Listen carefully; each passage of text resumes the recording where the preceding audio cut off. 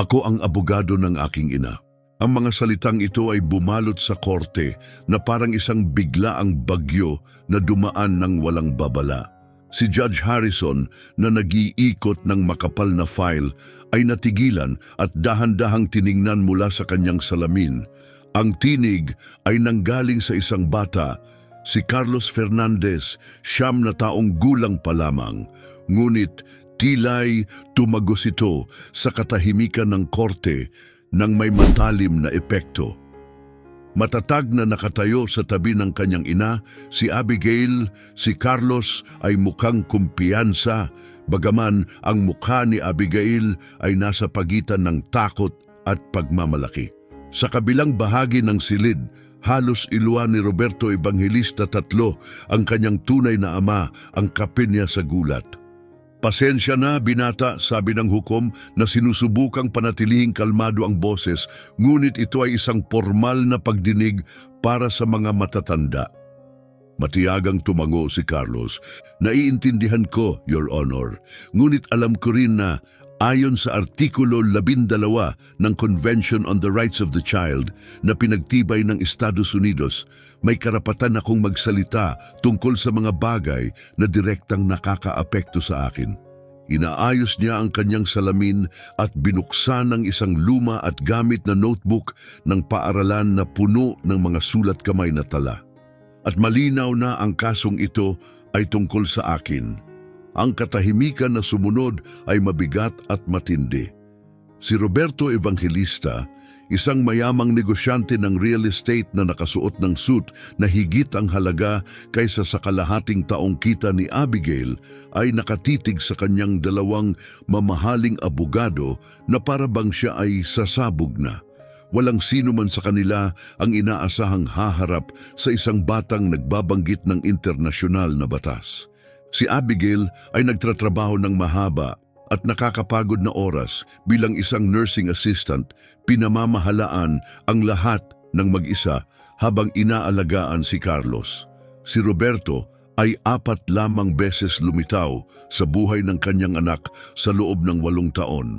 Palaging may dalang regalo, hindi tumatagal, at nagbibigay ng mga pangakong hindi natutupad. Ngayon, biglang gusto niya ang buong kustodiya. Your Honor, sabi ng nangungunang abogado ni Roberto, si Dr. Rodriguez, na hinihila ang kanyang kurbata, ito ay hindi pangkaraniwan. Walang legal na kapangyarihan ang bata na... May karapatan akong magsalita, sagot ni Carlos na may kalmadong boses na nagpagulo sa silid. At kung talaga ninyong iniisip kung ano ang pinakamabuti para sa akin, makikinig kayo, hindi ninyo ako pipigilan. Lumapit si Roberto kay Dr. Rodriguez para bumulong ng isang mahalagang bagay, ngunit nagpatuloy si Carlos, maingat na binubuksan ang mga pahina ng kanyang notebook. Your Honor, naghanda ako ng isang buong presentasyon na nagpapaliwanag kung bakit dapat akong manatili sa aking ina, kasama dito ang mga katotohanang magpapakita kung ano talaga ang nais ng petisyoner. Sandali siyang huminto at tumingin ng diretso kay Roberto sa unang pagkakataon. Naniniwala ako na matutuklasan ng korte na ang kanyang mga dahilan ay mapanuri. Ang kulay ay nawala sa mukha ni Roberto. Ano nga ba ang nadiskubre ni Carlos? At paano nakahanda ang isang bata kaysa sa isang pangkat ng mga pinakamagagaling na abogado? Sa katahimikan ng korte, naunawaan ng lahat na sila ay nakasaksi ng isang bihirang pangyayari, isang bata na nagbubunyag ng mga katotohanang maaaring wasakin ang maingat na itinayong reputasyon at kasinungalingan. Kung ang kwento ng tapang at talino ni Carlos ay tumagos sa iyong puso, siguraduhing mag-subscribe dahil ang mga ilalantad ni Carlos ay hindi lamang magbabago ng kanyang hinaharap, kundi magbabago rin kung paano pinapakinggan ng sistema ng hustisya ang mga tinig ng mga bata. Si Dr. Rodriguez bilang isang profesional ay agad na kumalma.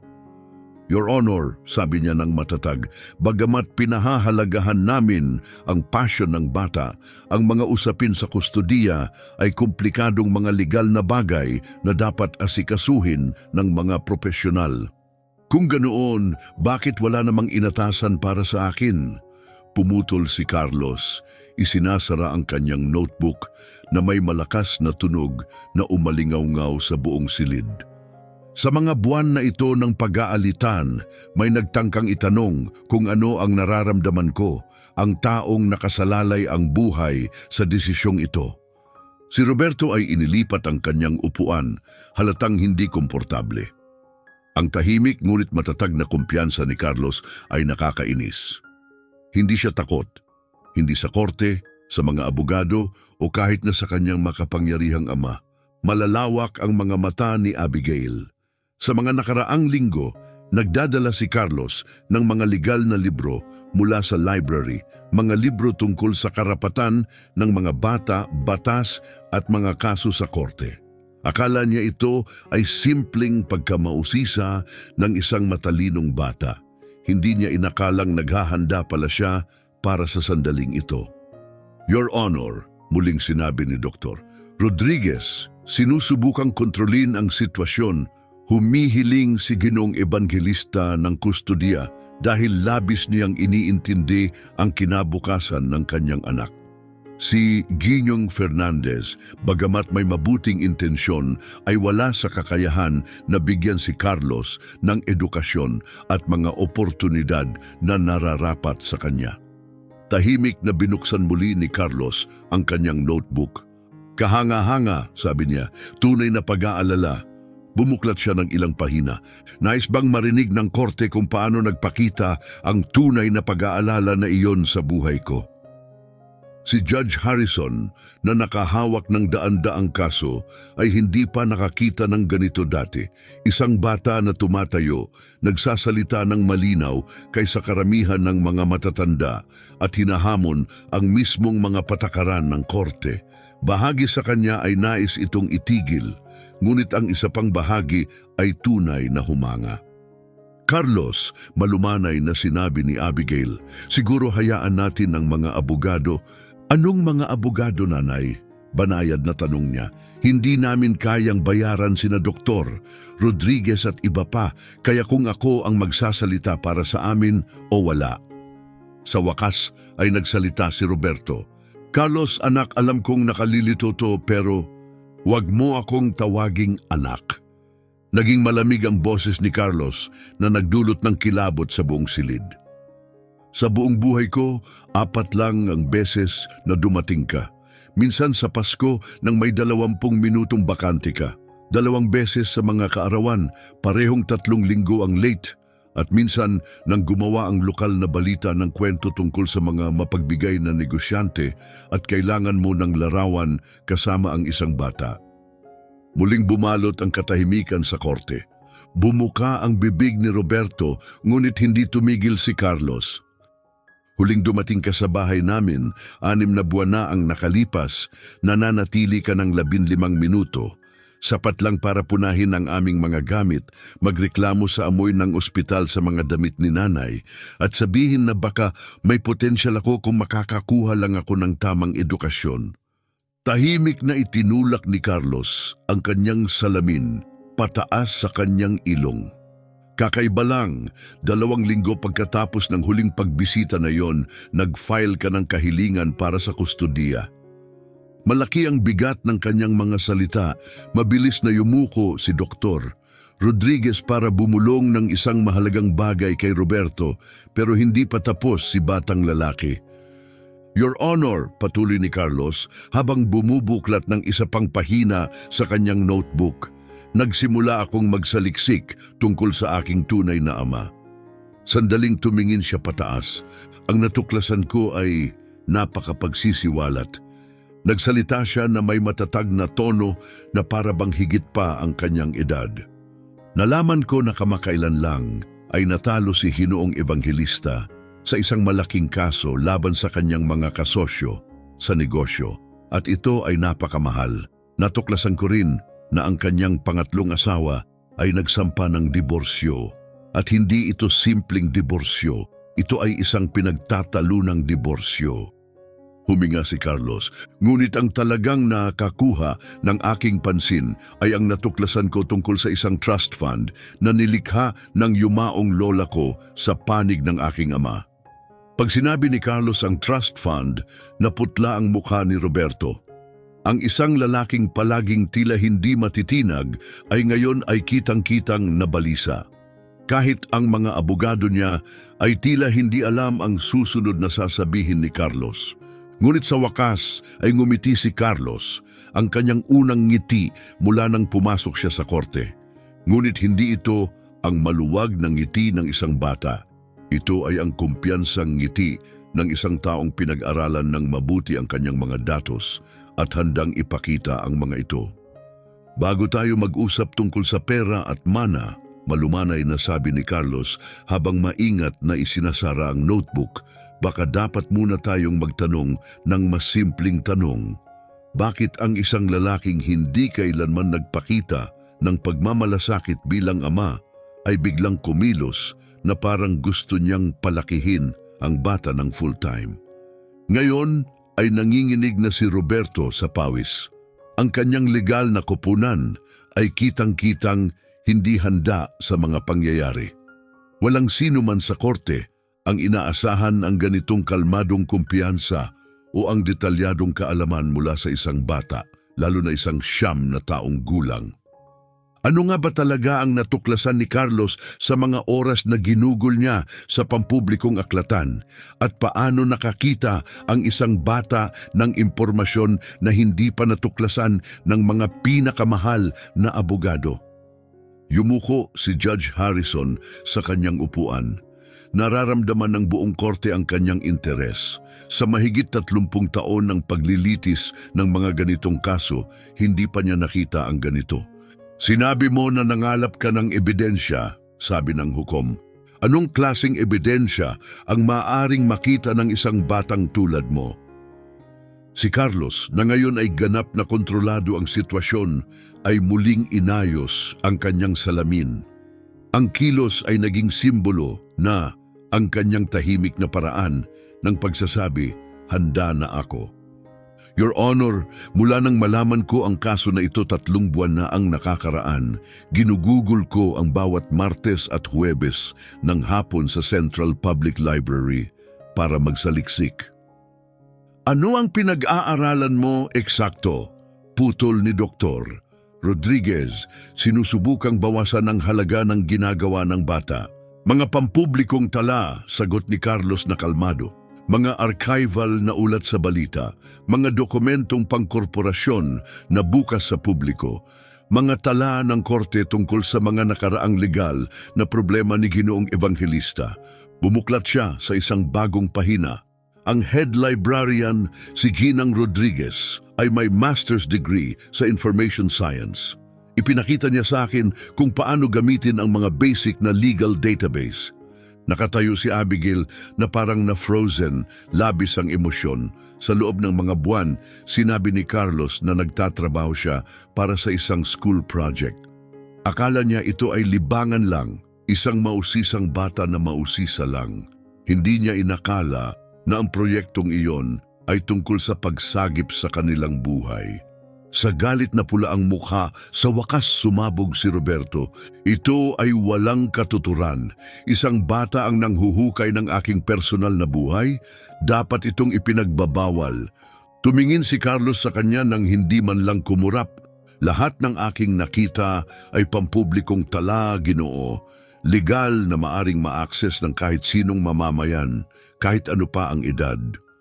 Hindi lang basta librarian si Ginang Rodriguez kay Carlos, naging mentor niya ito. Nang una niyang tanungin kung paano gumagana ang mga kustodiya, agad niyang naunawaan na hindi ito simpleng pagkamausisa. Ito ay isang determinasyong pangkaligtasan. Dumadalaw ang iyong anak dito 2 beses sa isang linggo sa loob ng 3 buwan, sabi niya kay Abigail sa isang nag-aalalang tawag sa telepono.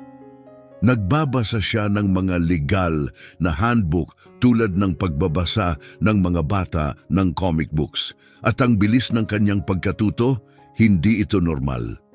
Sa korte, tahimik na ipinagpatuloy ni Carlos ang kanyang presentasyon. Nalaman ko na sa huling 1.5 taon, si Ginoong Evangelista ay naging akusado sa 3 magkahiwalay na kaso. Isa sa mga ito ay isang 2.3 milyong alitan na natalo siya laban sa mga dating kasosyo mula sa Evangelista Industries. Kamakailan ay nagsampa ng diborsyo ang kanyang pangatlong asawa. Ang dahilan, sinasabi niya na itinatago niya ang pera mula sa kanya. Tumayo si Roberto, ang mukha ay naglalagablab sa galit. Paano ka naglakas loob? Pinutol siya ni Carlos na nanatiling kalmado. Mas interesante pa, natuklasan ko ang detalye tungkol sa isang trust fund. Halaga ay $1.7 milyon. Nanilikha ng aking lola, si Eleanor Evangelista. Ang mga kondisyon ng pondong iyon ay napakatiyak. Muling bumalot ang katahimikan sa silid, walang marinig na hininga. Ang pera, sabi ni Carlos, ay para sa aking pangangalaga at edukasyon, ngunit hindi ito magiging available hanggang umabot ako sa 18 taon o kung mabibigyan ng full legal custody ang aking tunay na ama. Huminto siya, hinawakan ang mata ng hukom. Your Honor, hindi ito isang aksidente. Muling bumulong si Dr. Rodriguez kay Roberto, ngunit hindi siya pinansin ni Roberto na nakapokus kay Carlos. Namatay ang aking lola noong ako ay 2 taong gulang pa lamang, patuloy ni Carlos. Sa loob ng 7 taon, hindi niya sinabing umiiral ako. Hindi niya kami ipinakilala. Hindi niya binigyan ng pagkakataon na makilala ang kanyang nag-iisang apo. Naluha si Abigail, naalala niya lahat. Noon ay malamig na sinabi ni Roberto, hindi kailangang malaman ito ng pamilya ko. Tinawag niya ang kanyang sariling anak na ito, ngunit natuklasan ni Carlos ang isang nakakagulat na bagay na nakabaon sa mga record ng ari-arian ni Eleanor Evangelista. Matapos malaman sa tulong ng isang private investigator na may apo pala siya, agad na itinatag ni Eleanor ang trust fund. Isa lang ang kondisyon, maari lamang ma-access ang pondo kung mapatunayan ni Roberto, ang ama, na tunay siyang nagmamalasakit sa pamamagitan ng pagkuha ng kustodiya. Kung hindi, mapupunta ang pera kay Carlos pagdating ng edad na 18. Walang kondisyon, walang access para kay Roberto, walang impluensya, walang palusot. Ang lohika ay malupit pero simple. Sa loob ng maraming taon, hindi nagmalasakit si Roberto. Ngayon nang siya ay dukha at desperado, sinusubukan niyang kunin ang bata para sa pananalapi. Hindi kailanman inisip ng aking lola, sabi ni Carlos, na pinagsarado ng malakas ang kanyang notebook na ang kanyang anak ay magiging isang lalaking sumisira ng maliliit na negosyo ng pamilya para lamang kumita. Tumayo si Dr. Rodriguez. Your Honor, sapat na ito. Ang bata ay gumagawa ng mga walang katotohanang akusasyon. Tahimik na inihilahad ni Carlos ang kanyang salamin pataas sa ilong. Hindi pangkaraniwan, 2 linggo matapos ang huling pagbisita, nagsampa ka ng kahilingan para sa kustodiya. Malaki ang timbang ng kanyang mga salita. Mabilis na yumuko si Dr. Rodriguez at bumulong kay Roberto ng isang mahalagang bagay, pero hindi pa tapos si Carlos. Your Honor, patuloy niya habang binubuksan ang isang malinis na Manila folder mula sa kanyang bag na pang-eskwela, nangolekta ako ng mga dokumento na parang isang naghahanda sa legal na laban.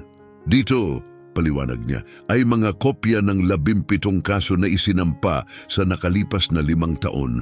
Lahat ay tungkol sa Evangelista Industries. Sinimulan niyang ilatag ang mga papel. Ipinapakita ng mga kasong ito kung paano bumibili ang kumpanya ni Ginoong Evangelista ng mga ari-arian mula sa mga pamilyang may malubhang problema sa pananalapi, palagi sa halagang mas mababa kaysa tunay na halaga. At paano niya nalaman kung aling mga pamilya ang mahina? Ginamit niya ang impormasyong mula sa mga kaibigan na nagtatrabaho sa mga lokal na bangko. Nakatitig si Abigail nang may paghanga, pinapanood ang kanyang anak na binabago ang isang kaso sa kustodiya na tila isang investigasyong kriminal na itinayo lamang mula sa pampublikong aklatan, tiyaga at tapang. Isa sa mga pamilya, patuloy ni Carlos habang humihila ng ilang nakaprint na mga larawan, ay may maliit na panaderya. Sila ang pamilyang Santos, mga imigrante mula Mexico. Nagtrabaho sila araw at gabi para mapanatili ang negosyo, ngunit na ospital ang kanilang bunso, kaya nahuli sila sa hulog sa mortgage. Huminto siya at tumingin pataas. Doon nalaman ni Ginoong Ebanghelista sa pamamagitan ng isang kontak sa bangko na 3 buwan silang nahuli. At imbes na tumulong, gumawa siya ng kasunduan na bilhin ang kanilang ari-arian sa bahagi lang ng halaga nito. Kitang-kita na ang kaba ni Roberto, pawis, ay tumutulo sa kanyang mga tinik. Hindi ito kaugnay sa nagprotesta siya. Ganap na kaugnay ito, pumutol si Carlos ng matatag. Dahil ipinapakita nito kung sino siya talaga. Isang taong target ang mga pamilyang nahihirapan para sa sariling kita. At ngayon, sinusubukan niyang gawin iyon sa sariling pamilya niya. Tahimik na pinagbuklat ni Judge Harrison ang mga dokumentong ibinigay ni Carlos. Lalong naging seryoso ang mukha niya habang nagbabasa. Saan mo nakuha ang mga ito? Tanong niya. Mula sa mga pampublikong mapagkukunan, Your Honor, sagot ni Carlos. Mga dokumento sa korte, mga ulat sa lokal na balita, mga papeles ng pag-aari ng kumpanya. Lahat ay legal na maaring makuha. Tinuruan ako ni Miss Rodriguez, ang aming librarian, na ang katotohanan ay kadalasang nandyan lang. Kailangan mo lang malaman kung saan hahanapin. Sumubok na muling kontrolin ang sitwasyon si Dr. Rodriguez at lumapit. Kahit na kung sakaling totoo ang alinman dito, sabi niya, hindi nito binabago ang katotohanang mas makakapagbigay ng mas magandang edukasyon at oportunidad ang aking kliyente para sa bata. Bahagyang iniling ni Carlos ang kanyang ulo at ngumiti ng masikip. Hindi iyon isang malayang ngiti ng bata. Ito ay ang pinag-isipang kumpiyansa ng isang taong handang ilantad ang kanyang pinakamalakas na argumento. Pag-usapan naman natin ang edukasyon, sabi niya habang binubuksan ang huling bahagi ng kanyang notebook. Nais kong sabihin sa korte kung ano talaga ang plano ni Ginoong Ebanghelista para sa aking kinabukasan pag nakuha niya ang kustodiya. Napansin ni Roberto na tila naramdaman na niya kung gaano niya napagkamalan ang kanyang sariling anak. Hindi lang ito isang matalinong bata. Isa itong estratehista, isang batang nakapagtayo ng kaso na mas matibay kaysa sa mga milyon-milyong abogado niya. Kaya, patuloy ni Carlos, pag-usapan natin ang edukasyon. Maingat niyang binuksan ang huling bahagi ng notebook na parang isang siruhano na naghahanda para sa huling hiwa. Nais kong ipaalam sa korte kung ano talaga ang balak ni Ginoong Ebanghelista sa akin kapag nakuha niya ang kustodiya. Nagbago ang ekspresyon ni Roberto mula sa galit tungo sa takot. Sa isa sa 4 na beses na binisita ko siya sa loob ng 9 na taon, mabagal niyang sinabi, nakarinig ako ng isang tawag sa telepono. Hindi niya alam na nakikinig ako. Pinag-uusapan niya kung ano ang gagawin niya sa akin pagkatapos makuha ang kustodiya. Sinabi niya ito ng malakas, walang kahihiyan. Tumalon si Dr. Rodriguez. Your Honor, hindi natin pwedeng paniwalaan ang salita ng bata tungkol sa naitala ko ito, sabi ni Carlos habang inilalabas ang maliit na digital recorder mula sa kanyang briefcase. Tinuturuan ako ni Miss Rodriguez kung gaano kahalaga ang pagdodokumento kapag naghahanda ng legal na kaso. Pumailan lang ang katahimikan sa silid. Napakatindi ng tensyon. Tahimik na ipinaliwanag ni Carlos. Ginawa ko ang recording 6 na buwan na ang nakalipas noong huling pagbisita niya sa aming bahay. Akala niya nag-aaral ako sa kwarto. Hindi ako nag-aaral.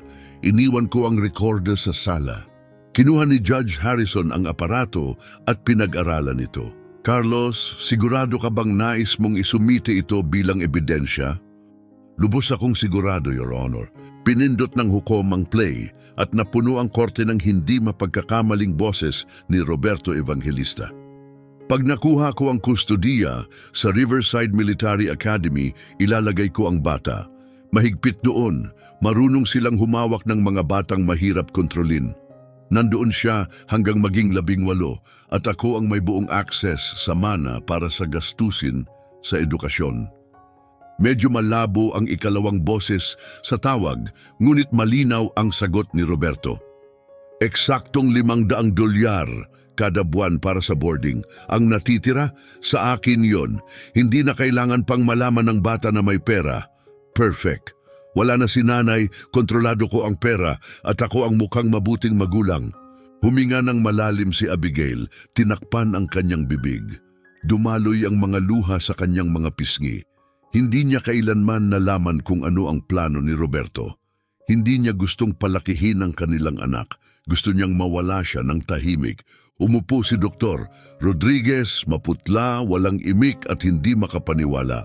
Sinira ng kanyang kliyente ang sariling kaso gamit ang sariling boses. Mayroon pa, sabi ni Carlos habang pinapatay ang recorder. Nais bang marinig ng korte kung ano talaga ang iniisip niya tungkol sa akin? Nanatiling tahimik ang silid, pinatugtog niya ang susunod na bahagi. Hindi lang pera ang issue, masyado siyang matalino, nagtatanong siya, napapansin lahat, mas mabuti pang iwasan siya hanggang sa maging sapat na ang edad niya.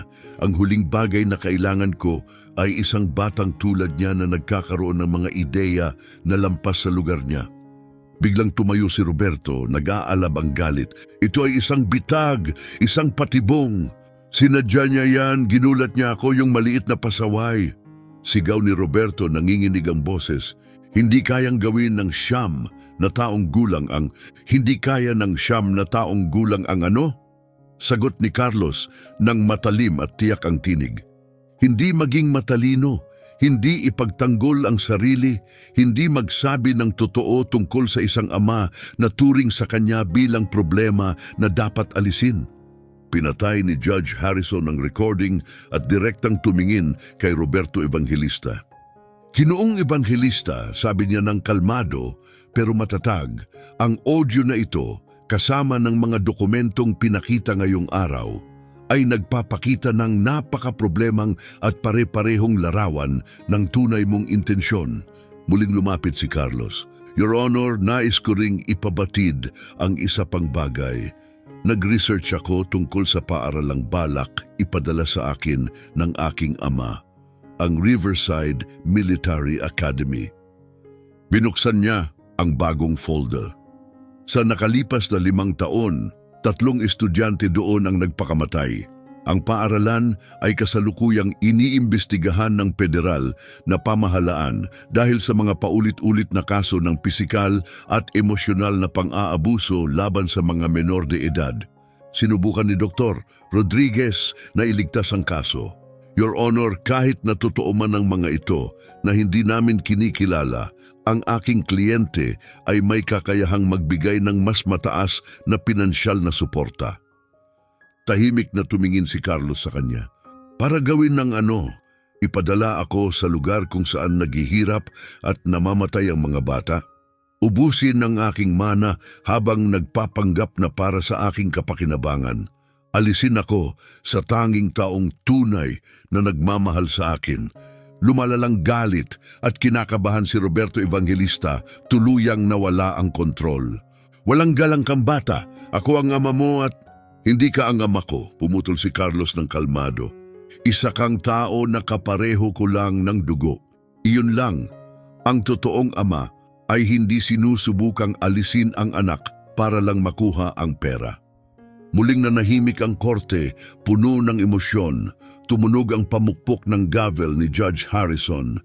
Ginoong Evangelista, umupo ka ngayon, o ipatatawid ka sa labas.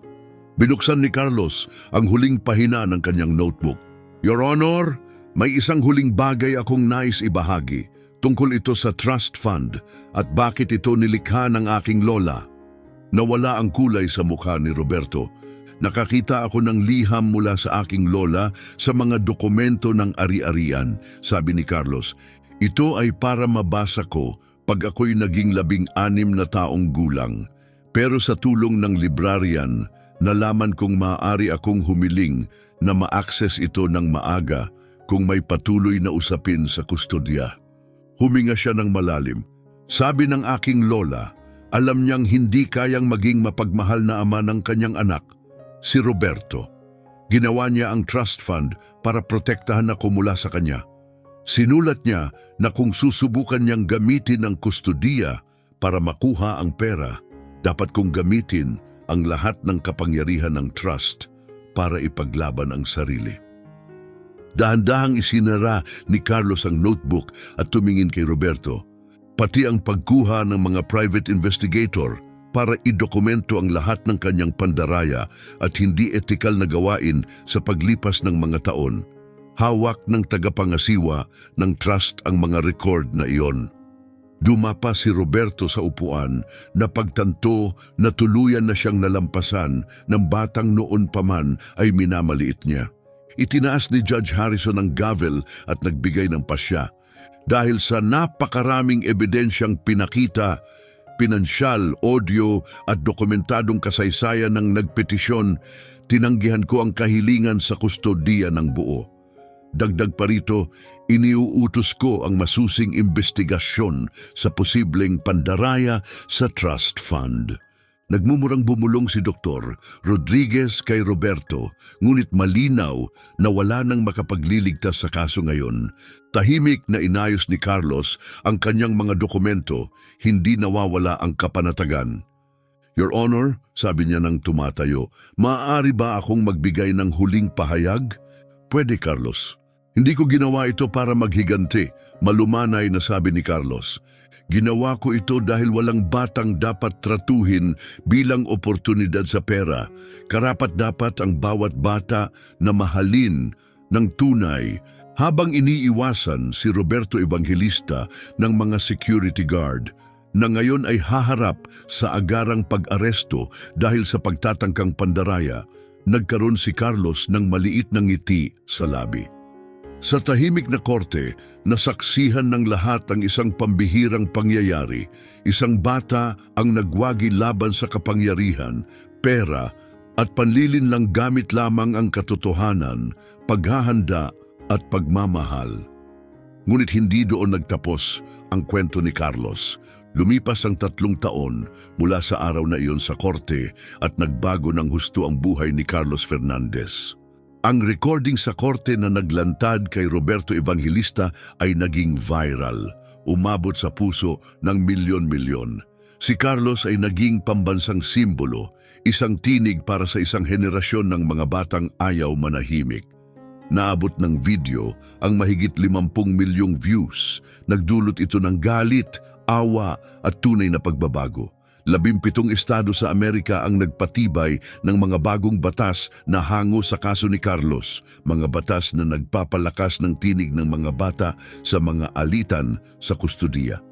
Ngayong araw, ang pinakasikat na morning show sa Amerika ay naglabas ng espesyal na episode. Ipakilala natin si 13 taong gulang na si Carlos Fernandez, ngiti ng host. Ang batang hinangaan ng bansa nang ipagtanggol niya ang kanyang ina sa korte gamit lamang ang tapang, talino at isang pampublikong aklatan. Si Carlos ngayon ay mas matangkad at kumpiyansa na may bagong salamin ay ngumiti ng may kababaang loob. Mas gusto kong tawagin lang akong Carlos, sabi niya. Isang bata na napagtanto na may tinig ang mga bata kahit ayaw silang pakinggan ng mga matatanda. Pumutok ang palakpakan mula sa mga manonood. Sa likod ng entablado nakatayo si Abigail, puno ng pagmamalaki. Nakauniforme bilang nurse supervisor, na-promote siya matapos magbigay inspirasyon sa isang pambansang kampanya para sa mga nagtatrabahong ina. Ang ospital niya ay naglunsad din ng scholarship program sa kanyang pangalan, the Abigail Fernandez Fund, na tumutulong sa mga anak ng mga empleyadong mababa ang kita. At ngayon, sumama sa atin si ina ni Carlos, si Abigail Fernandez, wika ng host. Lumabas si Abigail sa entablado, medyo nahihiya sa ilaw, ngunit kumikinang sa pagmamalaki. Lagi akong humahanga kay Carlos, mahinang sabi niya, ngunit ang pinaka-naa-appreciate ko ay hindi lang ang kanyang talino, kundi ang kanyang malasakit. Pwede niyang gawing tungkol sa sarili niya ang lahat, ngunit pinili niyang gamitin ito para makatulong sa iba. Tumayo ang lahat at palakpakan na naglalabas ng katotohanan. Minsan, ang pinakamaliit na tinig ang nagdadala ng pinakamalaking pagbabago. At totoo lahat iyon. Sa nakalipas na 3 taon, inilaan ni Carlos ang kanyang sarili sa pagbisita sa mga paaralan, sa mga lugar na kulang sa serbisyo. Nagtuturo sa mga bata tungkol sa kanilang mga karapatan at pinaaalalahanan silang mahalaga ang kanilang mga tinig. Ang kanyang aklat na Every Child Has a Voice ay naging pambansang bestseller, ngunit hindi niya iningatan ang kahit isang sentimo. Lahat ng kinita ay inilaan sa isang pondo na nagbibigay ng libreng tulong legal sa mga pamilyang nahaharap sa hindi makatarungang mga laban sa kustudiya. Carlos, tanong ng host ng talk show ng may mainit na ngiti, maaari mo bang ikwento ang tungkol sa iyong Cool Law Library project? Tumango si Carlos, inayos ang kanyang salamin. Isang kilalang kilos na niya na ngayon. Well, panimula niya nang maunawaan ko kung paano nabago ng isang pampublikong aklatan ang aking buhay. Napaisip ako kung ilan pang mga bata ang maaaring nasa ganitong kalagayan, mag-isa, natatakot at hindi alam kung saan hihingi ng tulong. Ang ideyang iyon ang nagpasimula ng isang kilusan. Naglikha kami ng mga espesyal na sulok sa mahigit 1,200 pampublikong aklatan sa buong bansa, dagdag ni Carlos. Bawat isa ay puno ng mga libro tungkol sa mga karapatan ng mga bata na nakasulat sa paraang naiintindihan ng mga bata. Naglagay din kami ng mga computer na may libreng access sa mga simpleng legal na kagamitan. Pinakita ng kamera si Abigail na nakaupo malapit sa entablado, pinupunasan ng isang tahimik na luha. Sa loob ng 3 taon, pinanood niya ang kanyang anak na gawing pambansang inspirasyon ang matinding personal na paghihirap. Samantala, sa kabilang bahagi ng lungsod, sa isang tahimik at magulong studio apartment sa gilid ng Chicago, nakaupo si Roberto Evangelista na nanonood ng parehong palabas sa telebisyon. Ang dati niyang maayos na buhok ay kulay abo na. Ang kanyang mga disenyong damit ay napalitan ng mga gusot na kamiseta. Nagtatrabaho siya bilang clerk sa isang lokal na tindahan ng electronics. Ang tanging trabaho na nakuha niya matapos masira ang lahat. Ipinakita ng utos ng korte ang kanyang plano, hindi lamang napagsamantalahan ang trust fund ni Carlos, kundi pati na rin ang isang serye ng pandaraya sa pananalapi na sumira sa kanyang kumpanya at reputasyon. Nawalan siya ng lahat, negosyo, mansyon, kasal, pati kalayaan. Ginugol ni Roberto ang 18 na buwan sa bilangguan dahil sa pandaraya. At ngayon, muli niyang nakita ang kanyang anak sa pambansang telebisyon. Yun ulit ang bata, maasim na bulong ni Roberto habang pinapatay ang telebisyon. Ngunit ang pinakamasakit, ang bagay na palaging bumabagabag kay Roberto, ay hindi kailanman nasabi ni Carlos ang kahit isang masamang salita tungkol sa kanya. Hindi kahit minsan. Sa tuwing tinatanong siya ng media tungkol sa kanyang ama, palaging may malasakit ang kanyang sagot na masakit pa sa anumang insulto. Sana matagpuan niya ang kapayapaan, sabi ni Carlos, sa isang kamakailang panayam. Dahil ang pagmamahal ay hindi bagay na mabibili o manakaw, ito ay kailangang pagkamitin. Huminto siya sandali bago dagdagan, hindi nakakatulong ang galit. Ngunit ang pagtatakda ng malinaw na hangganan, ito ang nagpoprotekta sa mga mahal natin. Sa studio, nagtanong ang host ng huling tanong, Carlos, anong payo ang maibibigay mo sa ibang mga bata na dumaranas ng mahirap na panahon sa kanilang tahanan? Nag-isip si Carlos sandali, tumingin ng diretso sa kamera at sumagot, una, alamin mong hindi ka nag-iisa. Pangalawa, may higit kang kapangyarihan kaysa sinabi sa'yo. At pangatlo, laging may paraan ng katotohanan para magtagumpay kahit na tila lahat ay laban sa'yo. Pinatigil niya ang mga salita sandali, pagkatapos ay dagdagan, huwag hayaang kumbinsihin ka ng iba na masyado kang bata o maliit para makagawa ng pagbabago. Ako ay 9 na taong gulang nang baguhin ko ang aking buhay at ang buhay ng aking ina. Kaya mo ring baguhin ng sayo. 6 na buwan nang lumipas, dumating ang isang sulat sa bahay ni Carlos. Galing ito kay Sofia Martinez, isang 10 taong gulang na batang babae sa Los Angeles. Dahil sa Cool Law Library Program, natulungan niya ang kanyang lola na labanan ang isang illegal na eviction notice. Nagtapos ang sulat sa, "Salamat sa pagtuturo sa akin na bawat bata ay may tinig. Ginamit ko ang sa akin, nasagip ko ang aking pamilya." Nakita ni Abigail si Carlos na tahimik na nakaupo sa kanyang kwarto, napapaligiran ng mga sulat na katulad ng kay Sofia, daan-daan sa mga ito, mula sa mga batang mula sa iba't ibang bahagi ng bansa. Anong pakiramdam, mahinang tanong ni Abigail, na malaman na ang iyong tapang ay nakapagbigay inspirasyon sa napakaraming tao?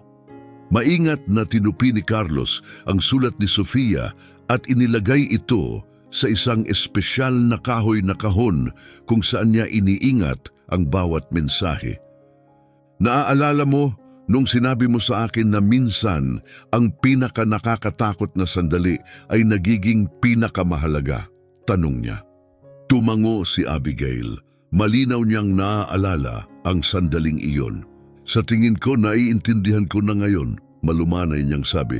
Kung hindi sinubukan ni Roberto na sirain kami, hindi ko kailanman mararamdaman na kahit isang bata ay kayang baguhin ang mundo kapag tumigil ang mga matatanda sa pagmamaliit sa kanila. Sa araw ding iyon ng hapon, nakatanggap si Carlos ng isa pang tawag na magbabago ng kanyang buhay. Nag-alok sa kanyang Harvard University ng buong scholarship para sa isang bagong programa sa batas at sosyal na hustisya na dinisenyo para sa mga estudyanteng wala pang 16 na taon na nagpapakita ng pambihirang pamumuno. Napalawak ang mga mata ni Abigail. Tanggapin mo ba yon? Ngumiti si Carlos. Opo, pero kung magagamit ko ang edukasyong iyon para bumuo ng isang sistemang legal na nagpoprotekta sa lahat ng bata, hindi lang sa mga pinalad na lumaban para sa kanilang sarili. Makaraan ng ilang taon, naging pinakabatang nakapasa sa bar exam si Carlos Fernandez sa edad na 16. Ang kanyang unang kaso, isang landmark lawsuit laban sa sistema ng edukasyon sa US dahil sa kabiguang turuan ang mga bata tungkol sa kanilang mga legal na karapatan. Nanalo siya at ang kanyang tagumpay ay nagdala ng mga bagong batas na nag-aatas ng legal na edukasyon sa bawat kurikulum ng mga paaralan sa Amerika. Samantala, si Roberto Evangelista hindi na kailanman tuluyang nakaahon. Namuhay siya ng payak, halos hindi makaahon sa hirap, at maraming oras para magmuni-muni sa alaala ng anak na sinubukan niyang manipulahin at natalo. Sa mga bihirang sandali ng katapatan, inamin niya sa sarili, si Carlos ay lumaki bilang isang uri ng tao na hindi niya kailanman magiging. Ipinakita ng kwento ni Carlos Fernandez sa mundo na ang tunay na kapangyarihan ay hindi nagmumula sa kayamanan, abogado o koneksyon sa korporasyon. Ito ay nagmumula sa kaalaman, tapang at walang kondisyon na pagmamahal. Sa edad na siyam, pinabagsak niya ang isang korap na sistema gamit lamang ang kanyang bag, isang card ng pampublikong aklatan at ang katotohanan. Natutunan ni Carlos na kapag nilabanan mo ang tama, may paraan ng mundo para tulungan ka. At natutunan ni Roberto na ang pagmamaliit sa isang bata ang pinakamahalagang pagkakamali. Ngunit ang pinakamahalagang aral, ang pinakahuling tagumpay ni Carlos ay hindi paghihiganti, kundi ang paglikha ng isang kilusan na nagpoprotekta sa libu-libong pamilyang dumaan sa parehong sakit na kanyang naranasan. Kung ang kwento ng tapang, hustisya at hindi matitinag na pag-asa ay tumagos sa iyo, siguraduhing mag-subscribe sa aming channel para sa higit pang mga kwento tungkol sa mga bayani na madalas hindi napapansin ng mundo.